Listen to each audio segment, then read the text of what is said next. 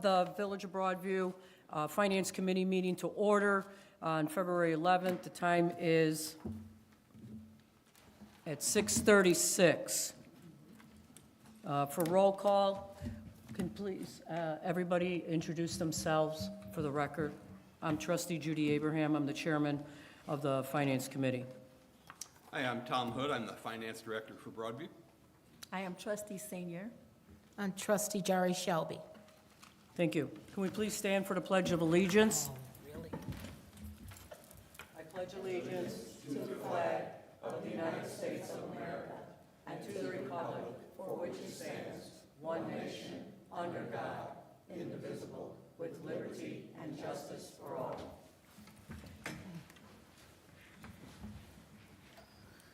At this time, I'd like to ask for a moment of silence or reflection, please.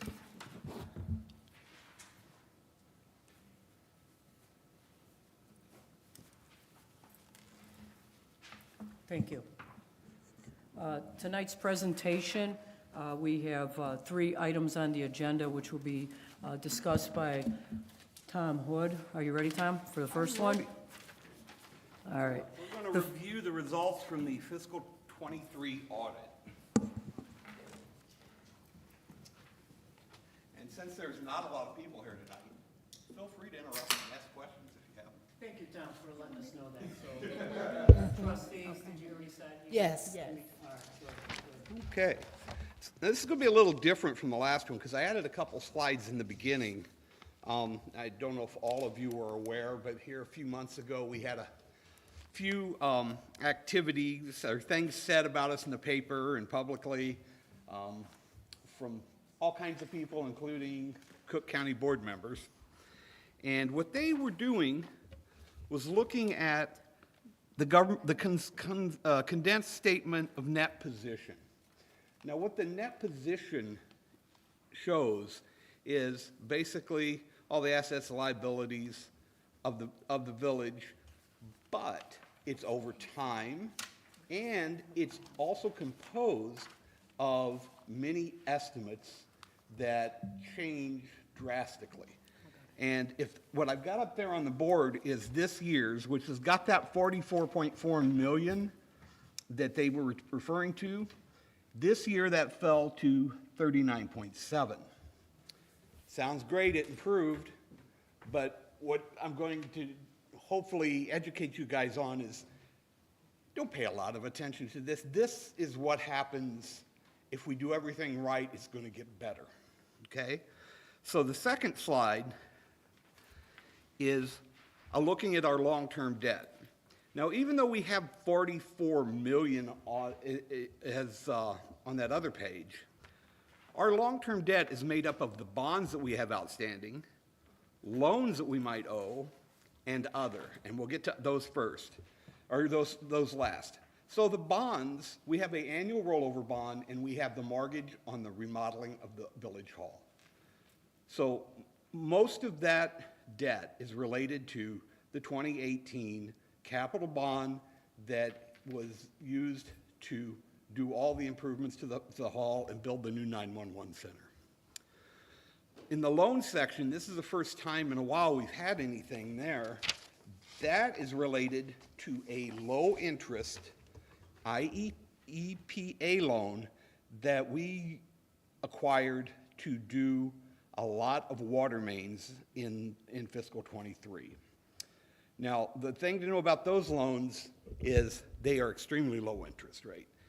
And I want to just point out in the future, we'll be seeing probably more of these because the government has unfunded mandates. They're saying you've got to replace $27 million worth of lead water services in 10 years. Or 17, depending on which day of the week it is. They go back and forth. But they're not giving us any money, so we're going to have to find the money somewhere. And the IEPA has a revolving loan fund that they lend money to municipalities at a very low interest rate. There's some loan forgiveness, and there's loan forgiveness or principal forgiveness, a little different. And hopefully we'll be able to take advantage of that to get some of that work done. Now, the line that I have highlighted there is where the bulk of this, what we're calling long-term debt lies. It's where it lies. This is primarily our GASB 68 estimates of future pension liabilities. And as you can see, there was a large increase this year. Did we hire a bunch of new people? No. Did we get a big increase in what we're going to have to pay them in retirement? No. But the accrual assumptions changed. So that number is an estimate, and it goes up and it goes down, and it's not really a reflection of what management is doing today. Any questions on that? Is that too confusing, or sounds good? Okay. Can I, you were saying a low interest rate Oops. on, what is it, the business type activities under 2023? Let me see if I can figure out how to go backwards on this one. I was on the long-term debt. Okay. Oh, what's the difference between the long-term and business activities? Yes. In the other column where you're seeing, so business activities primarily for us is the water fund. The water sewer fund, we sell water. That .1 is the employees in that fund that are calculated. So water employees make up our overall pool of employees. A small portion of it is going to the water fund. The rest is going to our general fund. Okay, but on the loans, you got, That's the 4.6 that we borrowed to do the water main project. We did about $5 million worth of water mains a that's couple the of years. interest rate? Is that the interest rate? Oh, the interest rate? Yeah, you said there was a low interest rate, do you know what that is? I would have to go, you know what, I'll check after this meeting. But off the top of my head, I think it's 2.8, Okay, but I got to verify that. thank you. Now, this is something I put together, and I don't know if you guys can even see it. It's in the packet, all right. So I went back all the way to 2009 to show you guys something.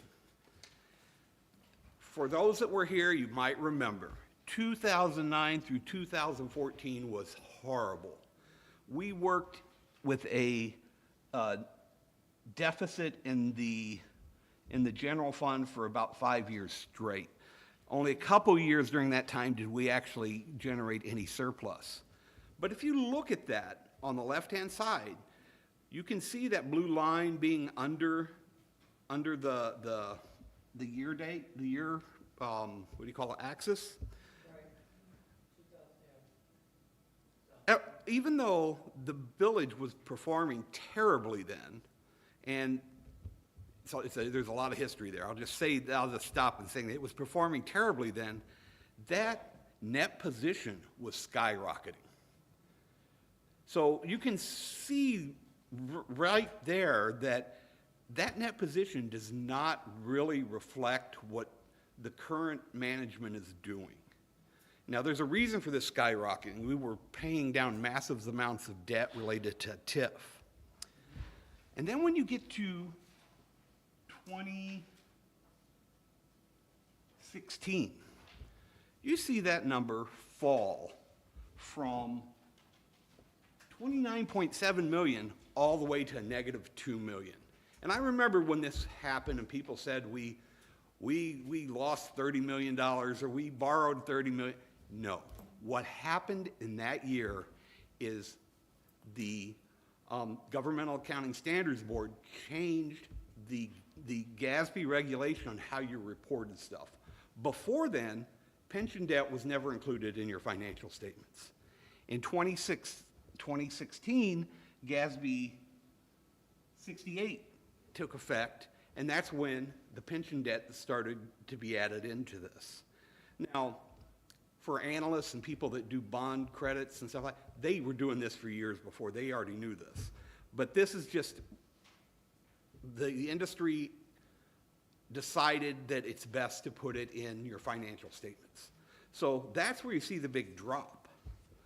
And then you can see as we're going forward from them forward, we've been working on the plus side ever since then. So we've had a surplus and maintained a surplus for going on 11 years. Or at this time, it would have been 9 years. And we've been operating with a surplus since 2015. Right.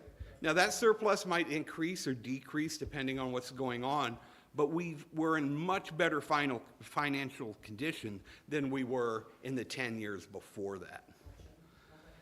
And as we go forward, other things have happened. In 2021, they did GASB 75.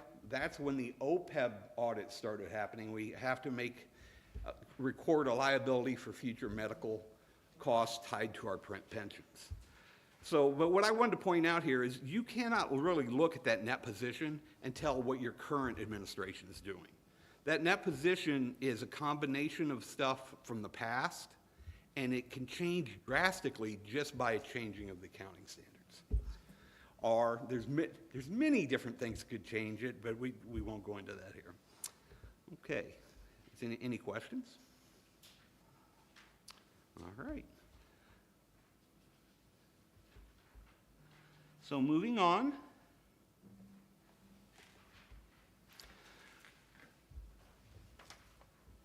During the last fiscal period, the Village of Broadview's net position increased by $4.7 million or 10% compared to the prior year. So the village ended the fiscal year with a net position of $4.4 million.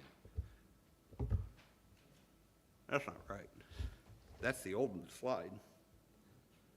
No, I'm right. It was 6.6, now it's 4.4. Okay, I did update it.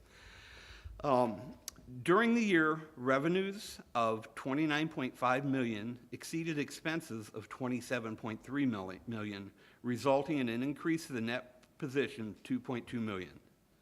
The net position of business type activities decreased by $1.6 million, or 6.1%, while net position of government activities increased by $0.4 million, or 9.1%. General revenues account for $18.9 million in revenue, or 99% of all governmental revenue. Program-specific revenues in the form of charges for services and fees and grants account for about 1.13 million, so 130,000, or 1% of the total government revenues. The government activities had $23.1 million in expenses related to government activities. However, $10.6 million of those expenses were offset by program-specific charges and grants. So basically, we pay a lot for water, and then we get water revenue. So they kind of offset each other. At the end of the current fiscal year, unassigned fund balances for the general fund was in a position of $8.9 million. So that we were $8.9 million to the good. The village has total long-term liabilities. The village's total long-term liabilities increased during the current year to $81.7 million. And that goes back to what we were showing on the long-term debt thing a minute ago. That big increase is in the pensions. So that doesn't mean we went out and spent a bunch of money. We didn't borrow money. It's just the pension liability changed. And that can depend on market performance. Are the investments making money that they've got the future, the portfolios they're going to be paying the future payments to our retirees? Did the market go up? Did the market go down? There's a lot of things that can go into that. Okay. Yes?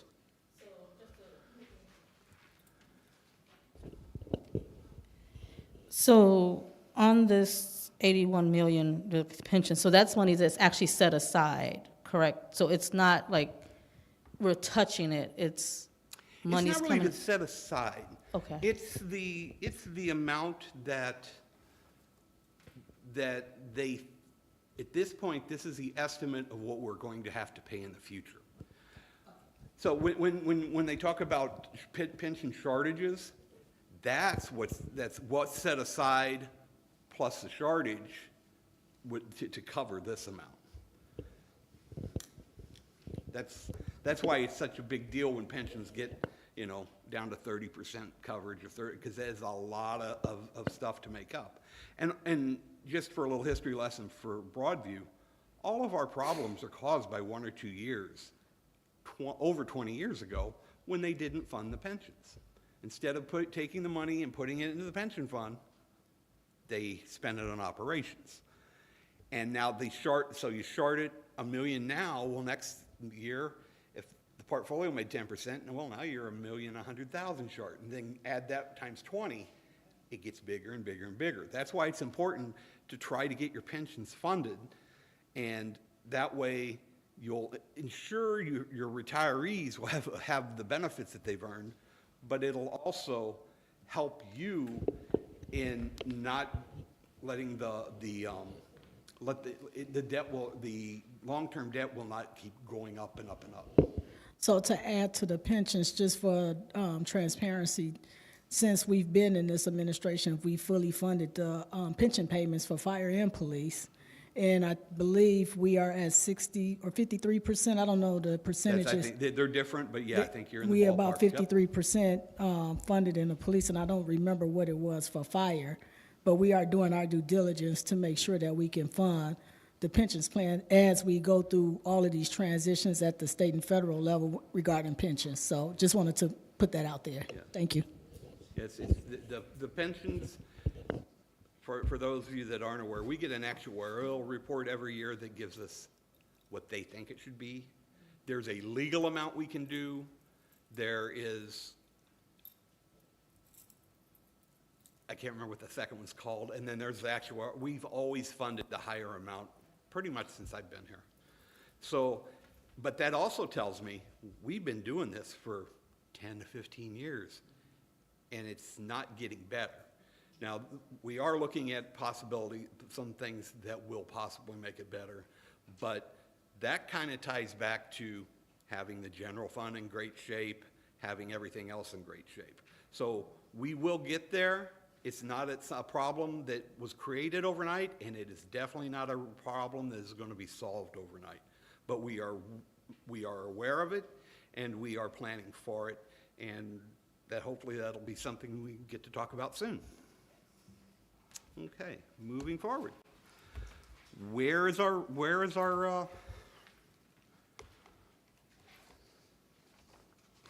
I'm gonna do this from memory because I didn't bring this one. Where's our revenue coming from? Or that's expenses. Did I skip one? Yeah. Okay. There we go. All right. So most of our revenue is coming through property tax, intergovernmental things, and when that intergovernmental is also taxes. It is, but it's not us taxing, it is the state taxing, and we get a share of the income tax, we get a share of the gas tax, we get we get shares. So there's the state passes some of that along to us. One difference that we have compared to a lot of other villages is we also get a large percentage of our revenue through services, and that's primarily ambulances. So 20% of our revenue is being generated by our activities within the village. And that is, and I should do this for the next one, show how that has increased over the last 10 to 15 years. That, when we used to talk about structural imbalances and being dependent on property taxes, we were saying we got to do other things to create revenue for the village, because you can't just keep taxing people. And this was one way that we were able to do that.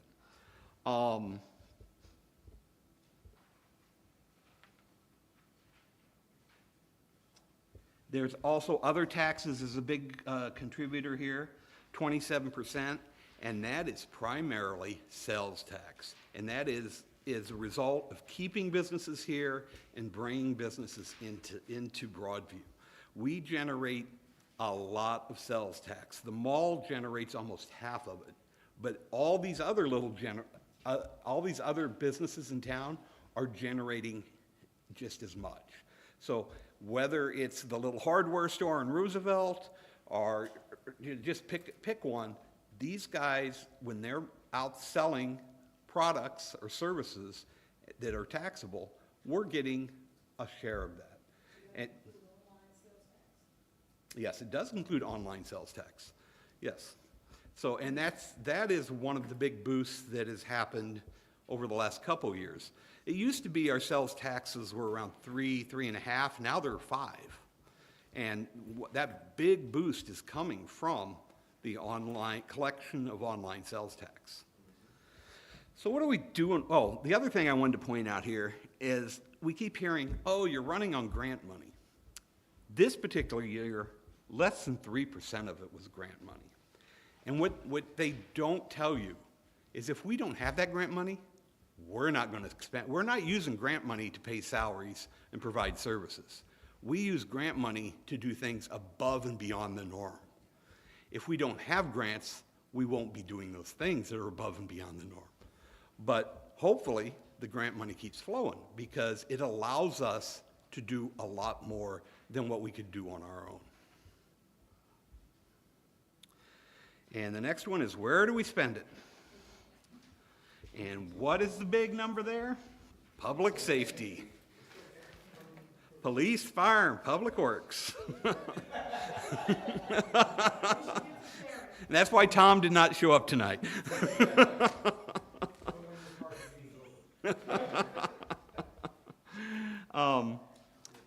About 10% of our expenditures went to highway and streets, which is basically the upkeep, repair of our roads and stuff here in town.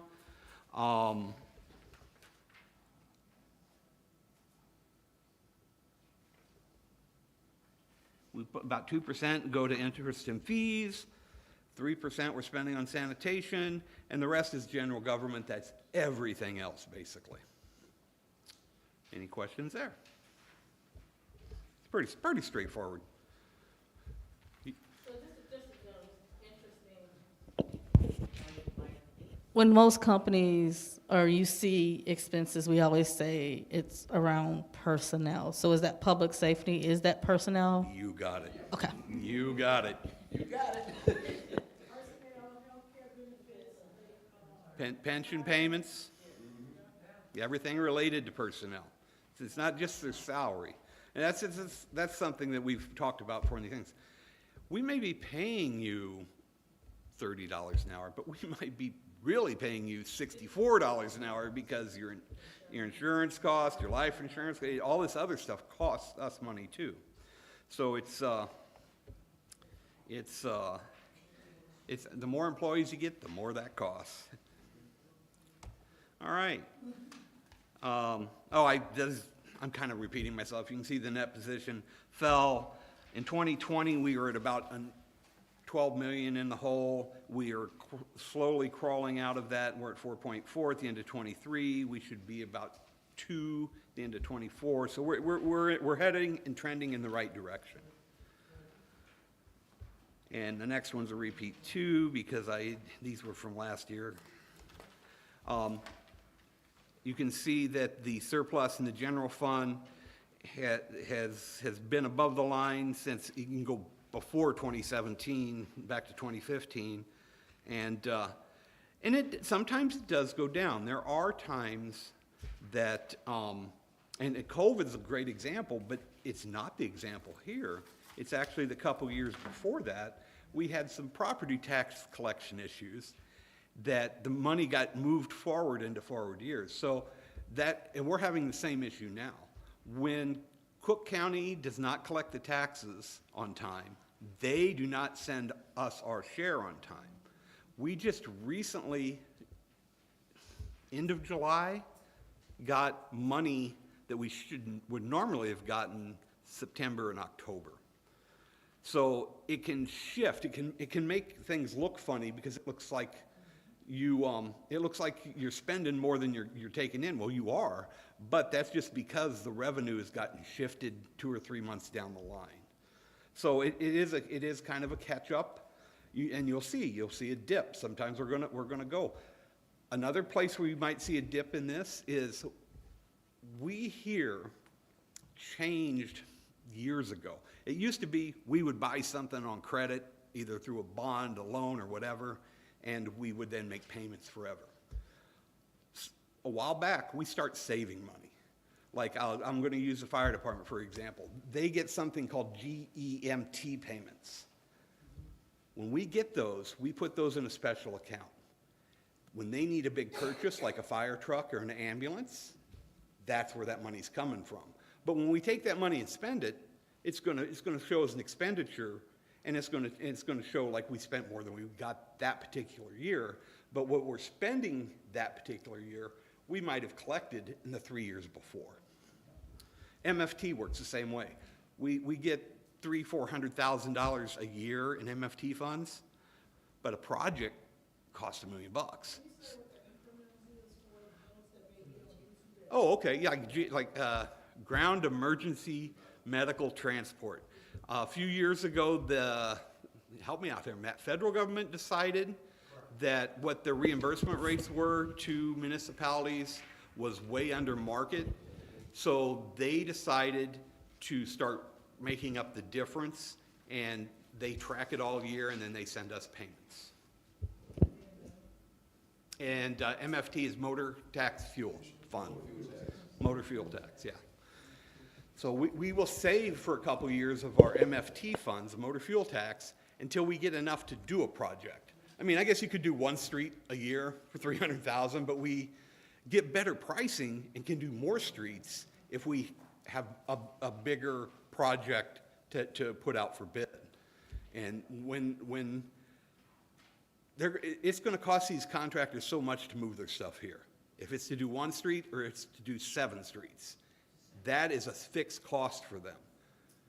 So it is to our advantage to have them do more than just that 1 street or 2 streets, to have them do as much as we can afford, because they will give us, the cost per street will decrease because a lot of their costs are fixed. And that way, we get more bang for our buck, is I guess one way to say it. Any questions?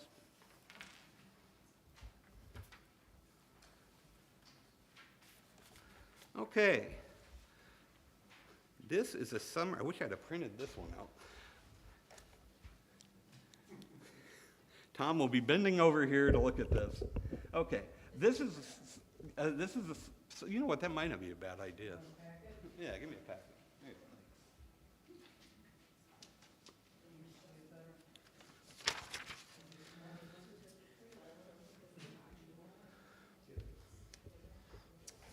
So this is a summary of all the funds that we currently have. The general fund, also we sometimes hear it called the operating fund, is the main fund of the village. And during this year, we took in 21 million, we spent 16 million, and we began with 5.2 million and ended up with 8.9 million in balance. So that's where your increase shows that we were talking about earlier. And each one of these funds are looked at in the same way. So the garbage fund, last year we actually spent a little more than we took in revenue, so it does have a negative fund balance. The municipal retirement fund is what the IMRF payments are taken out of, and some other payroll-related stuff. It's funded totally with tax dollars, and it actually came through the year with a good extra $1 million in it. And what's nice about that is so let's say we budgeted 800,000 and it only costs us 650, that 150 sits here and it builds up. There may be a time that we need money somewhere else. We won't have to fund this year, and the fund balance that's in there will cover the yearly cost for us. At least that's what we hope. Motor fuel tax, which we were just talking about, you can see last year that we took in 423,000. We expended $352,000, which let the balance increase up to $736,000. I know that we are committing our motor fuel tax to a bigger project 2 years out from here. So we will not be, hopefully not have to touch that, and this will have us, and here's another, just popped in the back of Tom's head, so here's another great thing about doing it this way. We have the opportunity to get an 80-20 grant with the state of Illinois. It's kind of like a cost sharing. The state is going to pay 80% if we pay 20%. The project is MFT eligible, so we're going to save that money up in the MFT fund and use it as our matching on the grant. So we will get 5 for the price of 1. So if the whole project costs $1 million, we're going to pay $200,000 for it. So we get a lot more bang for the buck. Again, that seems to be the phrase that's coming out of my mouth the most. The CDBG fund is a reimburse. We do the project and then we get money back from Cook County.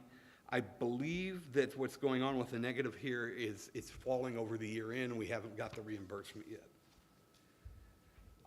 Emergency telephone system, this is the old ETSB. We now have a new 911 system called the Ike 911 Center that is not part of our financials. This is the old money sitting in the old account, and it's basically, it has restrictions on what it can be spent for, and we are trying to exhaust it and close the account just so we don't have to report on it anymore. Roosevelt TIF, again, is near its end of its life. It went down a little bit during the year to 3.5 million, but the object of this is to spend as much of this as we can before we have to refund it. 17th Avenue, this is a TIF that is an example of what not to do. The 17th Avenue TIF was created in 2018, right before the market values crashed. And for a very long time, the property values within that TIF were less than the frozen value, so it did not generate any increment. This is going to be resolved in the next financial statements, and I'll give you more details there, but that it had fallen so far below the frozen value that the chances of it ever generating much of anything were slim to none. 19th Street is another successful TIF. That's where the Chase Bank is and the strip mall over there. There's a developer agreement in place where we are making developer payments, which is basically covering the interest and some of the construction costs from when they did the project out of the increment that we generate each year. So what happens in this one is very simple. We get the money, it goes on to the developer until the developer agreement is satisfied. The debt service fund is what we pay our debt out of. So I'm not quite sure why it's down. Oh, I do know. Never mind. I am sure. Again, this is another fund. It's funded by 2 things. Property taxes related to the debt line in the levy and new debt issuances. Timing in those property taxes really messed us up this year. The Capital Projects Fund got much better, mainly because some of our grants require us to put the money out up front, and then we get reimbursed for it. And this year we got reimbursed for the Beach Street grant, I believe, which made the amount coming in much larger. So it took it from a negative fund balance to a positive fund balance. So that negative fund balance was created by us doing the work, spending the money. It's kind of backwards. you do the work, you spend the money, then somebody gives you the money. They don't give you the money and then you spend it. You've got to actually do it to their satisfaction, fill out all the paperwork, go through their audit, and then they cut you a check. Okay, water and sewage fund had a nice little increase in there. That has been one of our more steady funds. But the thing I always want to point out there, in those fund balances, like in the water fund, that includes assets in the ground. So they have capitalized projects. They have, their stuff, it's not money. What you got to remember is you can't look at that fund balance and think money, because there's a lot of it is actual physical assets. All right, and the last two are the pensions, fire and police. And the revenues and expenses in this particular year, they paid out more than they took in. And I'm looking at what they took in, and I know what we paid. That just means the investment portfolios didn't produce a lot of income during this year. Now, I'm going to be hopefully pleasantly surprised in 25 and 26, because the stock markets went on a tear. And that will really help us out, as long as it doesn't crash and burn. There's always an if. Any questions? Hey, Tom, you talked about the Roosevelt Road TIF and that being closed. Is there a possibility to move those TIF funds to that 17th and 18th? Because isn't that kind of adjoining or adjacent? Yes. Done. This is for the fiscal 23, that was done in 24. We moved Okay. $3.5 million into the new TIF. And that's Thank you. specifically for the Streetscape East. So Right. for those of you who are familiar with the town, we have been able to rehab, I guess, the streetscape from 17th down to 25th. What we weren't able to do at the time, because we didn't have the money, was to do from 17th down to 9th. We're in the process of getting that work done, but I'm going to tell everyone, when I started here in 2009, they were talking about doing the west streetscape, and it was like 2015 before it actually happened. These things just take a while, because the main reason, Roosevelt is a state road and everything has to go through and get their approval, and that can be time consuming is one word. Pain is another word. It just takes time to get all the different entities that are involved in this to agree and actually get it done. To get all the approvals is just painful. But that's why you have village engineers that have to deal with that. Okay, any other questions on the funds? All right, now this is the meat. This is the one that no one wants me to talk about, but this is, can you see this? This is the budget to actuals. So this is, how did we get this $3.6 million surplus this year? And I'm going to tell you, the main thing driving that is we just had a banner year in revenues. In this particular year, we collected 1.1 million more in sales tax than we thought we were going to. Our replacement tax went up by 1.3 million. Before this, it was about 1.3 million. So we ended up getting a large amount of replacement tax, and when we get to the departments, finance spent more money, and it's offset by this, but I'll get into that in a little bit. The building permits were up 400,000 more than we projected, and it was basically two projects. And during the year, there were 2 major projects that generated an extra $400,000. And the other big one was our ambulance service fees that we collected were 1.3 million more than we projected from the prior year. And I think that has a lot to do with the GMAT payment getting paid also. So we had a stellar year when it comes to revenue, and we got 4.1 million more than we expected. When we break this down by department, some departments were above budget, some went over a little bit, and there's a story behind each one. I don't know how much you guys want to go into this. I can kind of touch on them. The executive department went about 100,000 over, but most of that was in legal fees. And it's a very hard thing to forecast because you don't know who's going to sue you, you don't know what's going to happen, and stuff that had been around for years sometimes comes back and you got to keep paying the lawyers. The other thing, so that was about 72,000 of it.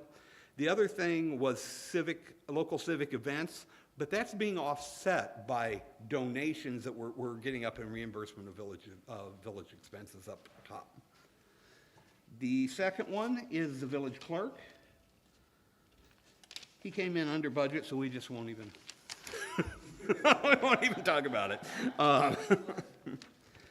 Boards and commissions went over a little bit, only about 12,000. And that is primarily, I know if people in this room know, it's testing, and there was some legal fees involved in all this. And we've had some trouble hiring people, police and fire in particular. And we've had to do the testing, we'll get a new list, and those people will be hired like that somewhere else, and then we had to do testing again. People don't stay on the list long. There's too many open jobs, too many open positions. Finance, we were over by 141,000. Sounds terrible. But one of the big items in our being over was that replacement tax that I was talking about earlier, where we got the extra 1.3 million. We share that with the police pension, the fire pension, and the library.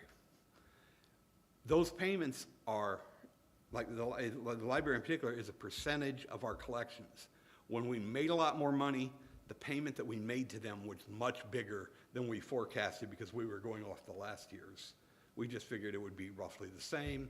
It ended up being a lot more collected. And there is some history there. I'll just tell you this because this way you'll know when I mention this next year. The state kind of made a mistake, and they paid us too much. They didn't pay only us too much, they paid everybody too much. So starting, I think it was midway, might have even been 25 when they figured out what they did. They started withholding 5% of our personal property tax to try to make up for what they overpaid us in this year. So in the future, it's going to come back down. Oh, and the other thing, the other big item in the finance department is we have to, when we get certain types of grants, certain types of funds, we have to do special audits. So the audit cost has increased because now not only do we do the financial audit, now we've got to do, we've always done the pension audits, we've got to do the OPEB audit, then we have to do a yellow book audit, and there's a third audit. What is that? Do you remember? Before you get to the yellow book, it's the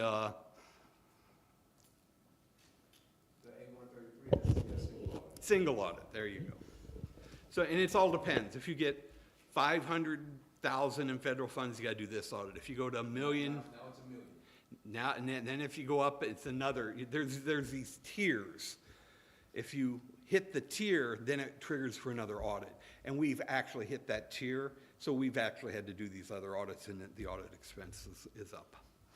Okay, what is next? Maintenance, building and grounds. Oh, this is totally my fault. I thought someone was retiring, and I didn't put it in his health care, but he didn't retire.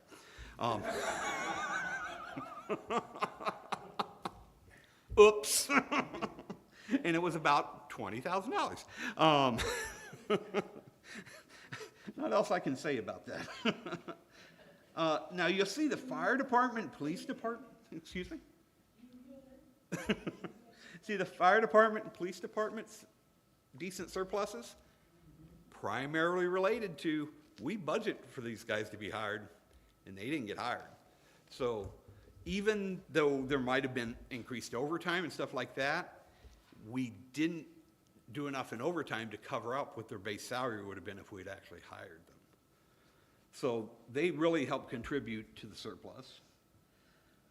Public Works had a $409,000 deficit, and there is, where's Matt? Matt here? Good, good. He can't throw anything at me. There's not any one thing I can point out. Well, actually, there are a couple things. But Public Works is one of those departments where if a large truck goes down, they've got to get it fixed, or we don't get our streets plowed. If there's a piece of equipment that breaks or just becomes obsolete overnight, it has to be replaced. And there's a lot of that in here. In this, it's in machinery and equipment, maintenance of equipment. There's about $70,000 of it that I think got posted to his department that should have went to the MFT account. But we paid it out of here, so that's where it is. But yeah, there's not like any one thing that I can say, this is why, but there's a bunch of little things, and most of it is around equipment and equipment maintenance. And some of the equipment, you know, you're looking at $70,000 items, so that's where that money went. And the last thing is total financing sources. And basically what that is, it's transfers from one fund to the other. The capital fund, or the general fund, sends money to the other funds for them to operate with. In this particular year, there was some grant monies also that we got in addition to our normal budgeted transfers that got transferred also. So we were able to fund other funds more than what was in the budget because we got additional monies. Overall, we came out 3.69 to the good, call it 3.7. And that's pretty much the story. We have any questions? It's a lot easier when you say to the good instead of under, you know. As long as I keep saying to the good, then these meetings will be easy.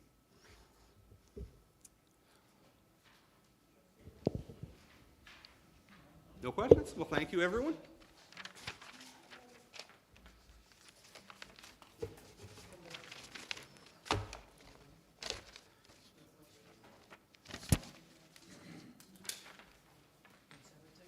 That's everything for item 1. So now you're gonna do item 2? Next, you go item 2. Are you gonna do a same thing to screen? Nope. Actually, we're about done, folks. This will be easy. Good. Trustees, any questions? No. No questions. He said keep it under an hour, so Okay. I've got 6 minutes. But, yeah, this is the bulk of it. The rest of this is easy. So you ready for item 2? Yes, review of the 23-24 process, which is it's the next audit. As soon as this audit ended, we started working on just for a little history, during COVID, we got behind on our audits. Everybody got behind on our audits, and we're really pushing to get caught up. So as soon as we got 23 done, a couple weeks later, we started the interim on 24. The auditors actually show up to start the audit tomorrow morning at 8:30. So depending on how well that goes, I'm hoping that March, maybe April, we'll have the 24, we'll have another meeting, we'll go right into the 25. And hopefully by the end of this year, we'll be all caught up. But I've thought that for 2 years in a row, and then this happens and that happens, so, but we're pushing this the best we can, and we've already got a very good start on the 24 process. Okay, any questions?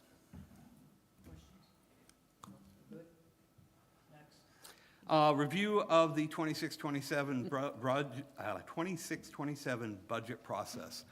This is also just getting underway. Me and Wonderful Watson, our budget officer, are going to start meeting with the department heads to get their, I will call them wish lists for lack of a better word, but what they think they need for the next fiscal year. And then we'll be doing that against some revenue estimates to see what we can actually get done. We have hope to have all this done late March, early April, so that we can get this thing in front of the board and approved by year end.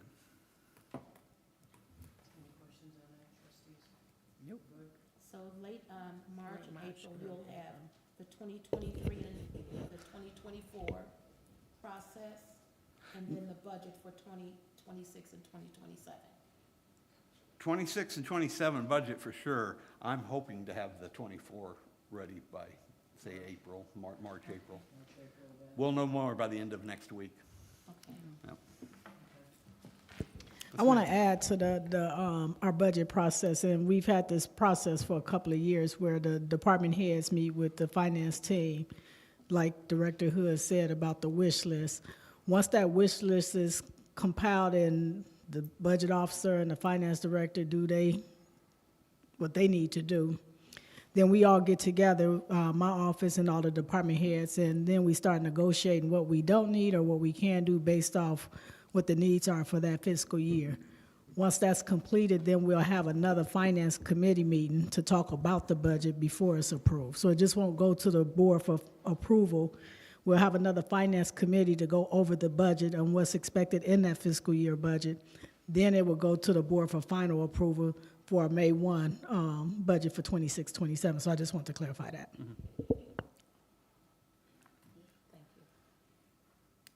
And I think for the trustees' benefit and too, because this is something that came up today.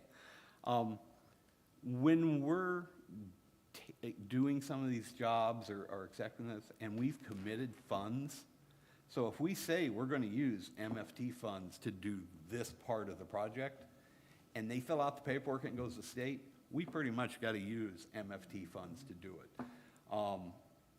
You can't spend the same funds twice. It was suggested that I use MFT funds to do something else, and I'm like, you just in November committed to use these funds over here. The money may be in the bank, but there's a commitment against it.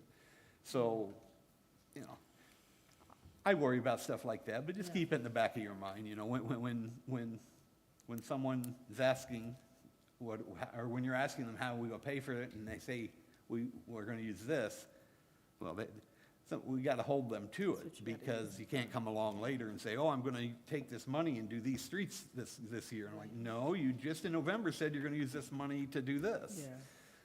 Oh, so when it gets budget time, it's part of what I'm doing all year is I'm keeping a capital folder, and any estimates of things I'm getting, because we are committing funds to things that are happening maybe 12 or 24 months out.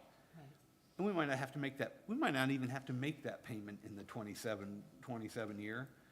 But if we spend the money here, we won't have that money to pay it in 28 when the bill comes due. And we just got to be mindful of that.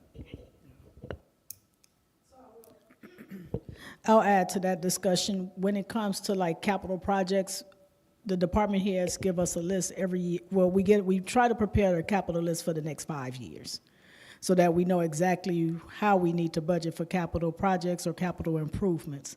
Once we get the list of everybody's items, then what we do is we have our lobbyists lobby for funding from the state legislature to fund some of our projects to offset the cost for us. So then we'll know whatever we get funded from that's come out of the budget from the state of Illinois, we can say, well, we have X amount of dollars for this particular project.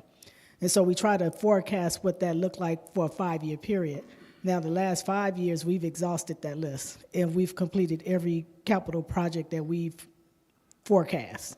Now we're in the cycle of building a new list, so we're waiting for the leaders and the department heads to tell us what's next on their capital list so that we know exactly what it is. And what they have to do is they have to get estimates so that we know what the estimate cost is gonna cost us. They may not have the total amount when they put that project into that cycle of things, but we keep track of every capital project and improvement that we need to do, whether it's streets, water infrastructure.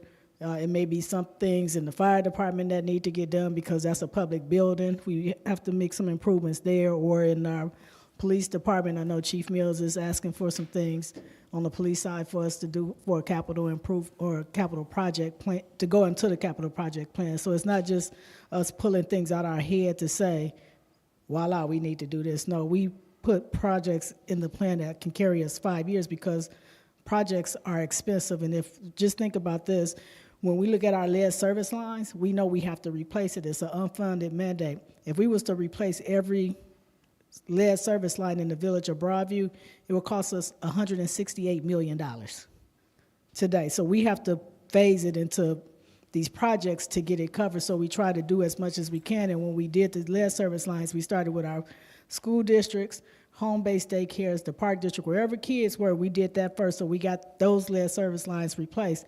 But now we're actually putting it into programming it on how we can get the job done. So just wanted to flag what capital projects or improvements look like for us because it can get costly. Yeah, I'd like to add to that we have to do this on an annual basis too and review, and I'm going to use it for an example because it's going on right now. The bike path that's going down to Salt Creek, when that was originally done and we got the grant in 20 or 21, that was a $2.5 million project. Since then, because of inflation, it's a $3.25 million project. Luckily, we don't have to come up with the difference, it's the state. But in that short amount of time, it went up $750,000. So, I mean, that kind of, when I start thinking like lead water services, water mains, I'm like, we need to think, how do we get it done today? Because if it's $140 million today, how much is it going to be 5 years from now or 10 years from now? Right. Yeah. Anyway, anything else? No questions? No? No questions. Fine. Good presentation. It's a very good Yes. representation. Yes. Thanks, Director Hood. Thank you.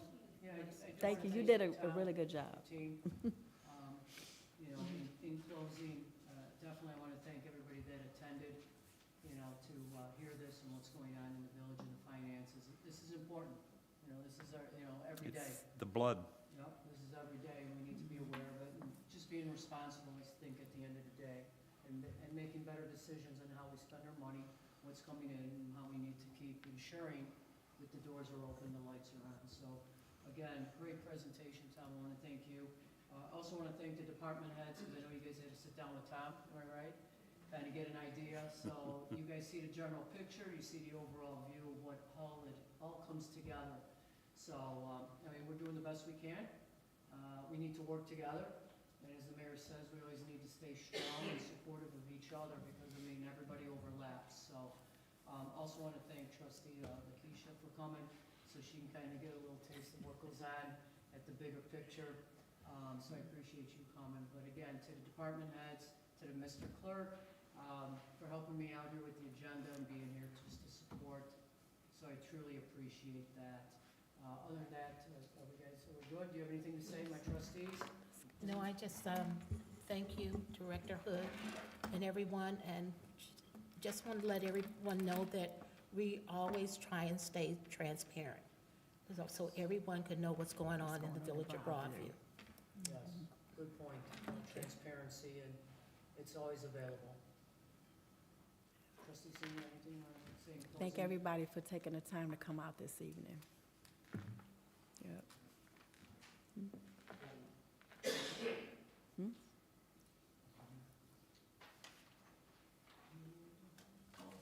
I'm sorry. All right, before we call for adjournment, I do have an announcement to make. The mayor Katrina Thompson sponsoring Straight Talk, so she's asking to please join her for a special Q&A session to discuss topics important to the Village of Broadview and its residents. That will be on Saturday, February 28th, from 11 a.m. to 1 p.m. here in the Broadview Village Hall, 2350 South 25th Avenue.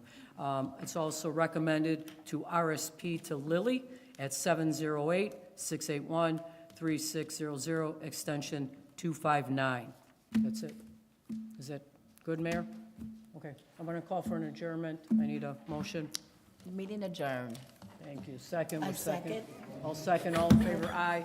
Again, thank you, everyone, for coming out. To our residents at home that are watching, thank you again. We'll see you at the next board meeting.